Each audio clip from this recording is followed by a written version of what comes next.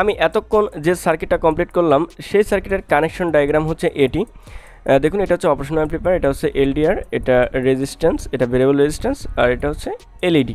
দেখুন এখানে এই ডায়াগ্রামটা একটু লক্ষ্য করুন। দেখুন আপনারা যে কোনো অপারেশনাল অ্যাম্পলিফায়ার নিয়ে কাজ করতে গেলে এর ইন্টারনাল ডায়াগ্রামটা লক্ষ্য করে তারপর কানেকশন দেবেন। তো দেখুন এটা কিভাবে কাজ করে আমি আপনাদের একটু দেখাচ্ছি। দেখুন এটা আমি অন করে দিই। দেখুন এলডিআর ওপর অন্ধকার, এই জন্য আমার এলইডিটা জ্বলেছে। এখন এলডিআরে আস্তে আস্তে আমি আলো দিচ্ছি, দেখুন আমার এলইডিটা অফ হয়ে গেছে। এখানে জাস্ট আমি এলইডি দিয়ে দেখিয়েছি। এখন আপনারা যদি এখানে এসি লাইন লাগাইতে চান তাও কিন্তু আপনারা পারবেন। সেটা কীভাবে, এখানে জাস্ট কানেকশন একটু পাল্টাতে হবে, এই কানেকশন থাকবে, এখানে জাস্ট আরও কিছু কম্পোনেন্ট আপনাকে যুক্ত করতে হবে। দেখুন এসি লাইন যদি আপনি চালাতে চান এই সার্কিটের মাধ্যমে, অর্থাৎ অপারেশনাল অ্যাম্পলিফায়ার দিয়ে এলডিআর এর সাহায্যে যদি এসি লাইন চালাতে চান, তাহলে দেখুন এখানে এক্সট্রা আমি একটা বিসি 547 এনপিএন ট্রানজিস্টর নিয়েছি, একটা 5 ভোল্ট রিলে, আর এখানে একটা ল্যাম্প। এখানে কিন্তু আমি 12 ভোল্ট ল্যাম্প দিয়ে দেখিয়েছি। এখানে যদি আপনি এসি লাগাতে চান তাহলে এখানে এসি পাওয়ার দিয়ে এই পাশ থেকে নিউট্রাল দিয়ে দেবেন, তাহলে কিন্তু হয়ে যাবে।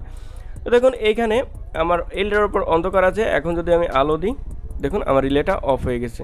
এভাবে জাস্ট এটা কাজ করে। তো চলুন আমি যে সার্কিটটা করলাম, অর্থাৎ আপনাদের সামনে যেটা তৈরি করলাম, ওটা কীভাবে কাজ করে সেটা আপনাদের একটু দেখাই।